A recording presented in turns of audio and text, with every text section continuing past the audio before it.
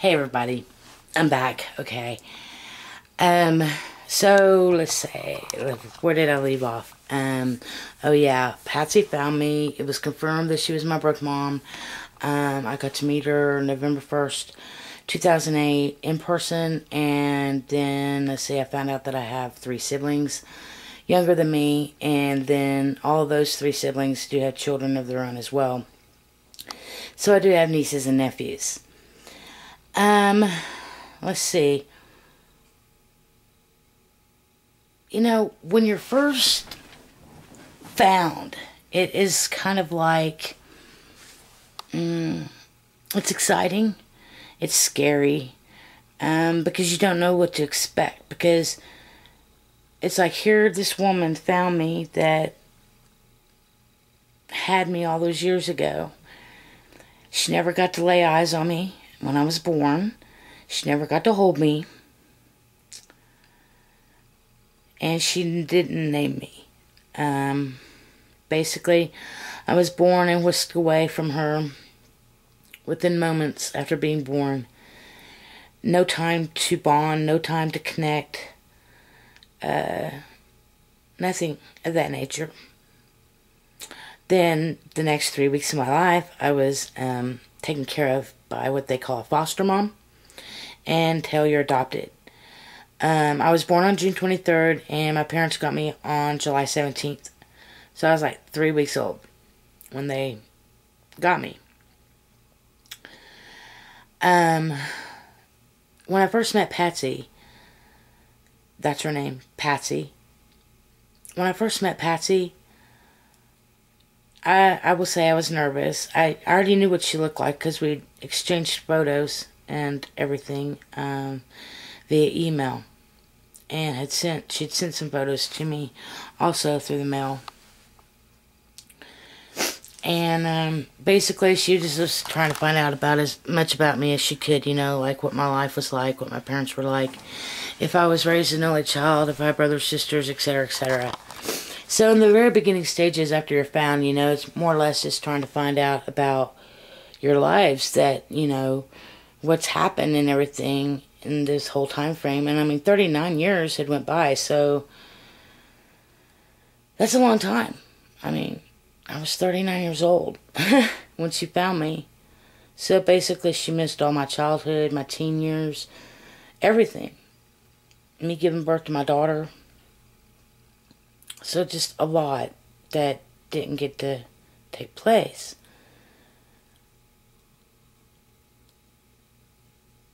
I started questioning her about the situation, to find out possibly why I was adopted, or why I was put up for adoption. Because, you know, the adoption agency, they tell the adopted parents a story or whatever. They give them the information that they're given, and then the adopted parents either decide to tell their child, or they don't have the information to give their child. My parents have very limited information on my case, other than the fact that my birth mom was 16.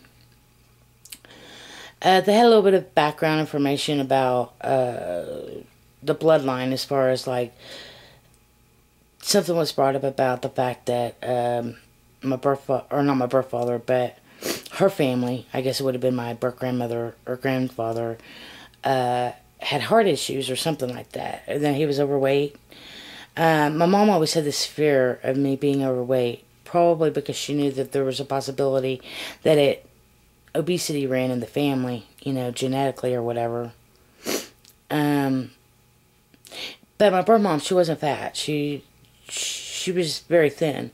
But I have aunts and uncle that, you know, always had to deal with their weight, fighting their weight.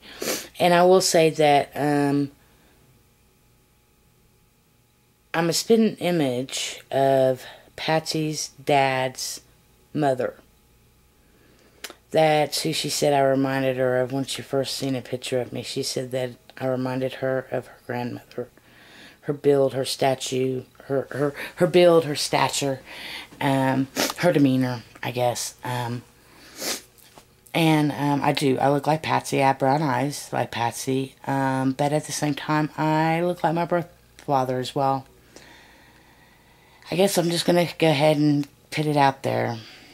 For the first year, I basically begged Patsy and bugged Patsy about who my birth father was. She didn't want to give me the information because she didn't want to hurt me. And I completely understand. But at the same time, I was prepared for anything because I wanted to know the truth. And to me, it didn't matter. I just wanted to know the truth, you know. She started to back away from me a lot during that time frame because, you know, she didn't want to tell me the truth. And I apologize if I get emotional, because this is sort of an emotional thing for me. I'm sharing it to the world. My birth father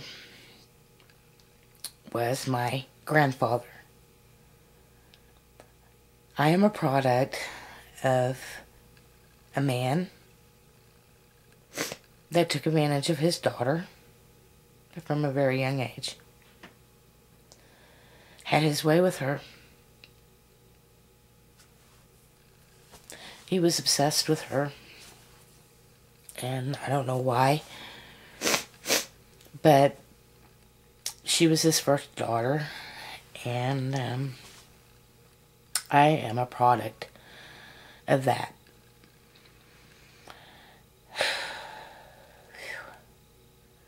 She was 15 when she got pregnant with me by him.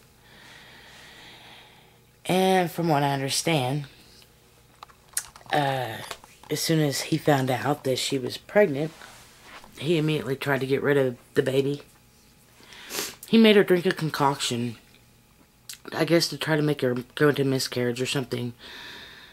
And she said it made her sick.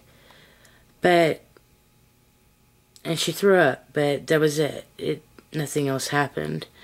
And then a couple of weeks later, he approached her again and tried to give her the same stuff, and she wouldn't take it at all. And he told her, fine, go ahead, have the baby, but you'll never see the baby again because you're going to give that baby up for adoption. And that's basically what happened. She was forced to give me up. But, you know, she told me that she wanted to give me up because she didn't want she didn't want her baby to be around that monster.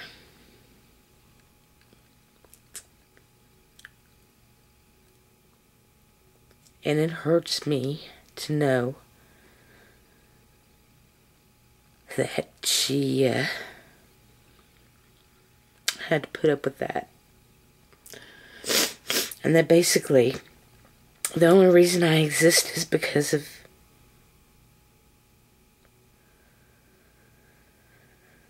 the pain that he caused and put her through.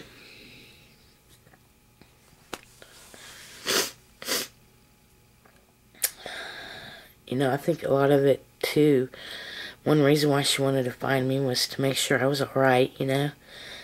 To make sure I didn't have any, like, physical disorders or mental disorders or anything because of the DNA being so close together. You know, after all, father and daughter. But, plus just to, I guess, to cure her own curiosity, you know, to just make sure I was alright. That's one thing she always told me, that she wanted to protect me as much as she could, and that's what she did. She protected me from him. She protected me from the monster that he was, and I got to live a normal life without having to worry about some man touching me or somebody abusing me. Because I was very blessed. I grew up in a home where I was the only child. I had a big family. My dad, he had like 5 brothers and sisters. And, well, there were 6 in his family. And then in my mom's family, there was 4 girls. So, on my mom's side of the family, I grew up with 4 aunts, and then their husbands and all their children, so I had cousins. And then on my dad's side of the family, you know, he had like a sister and 4 brothers. And so they all had their kids, and some of them were older than me, but there was a few that were close to my age that I did get to grow up with. I had 2 sets of grandparents.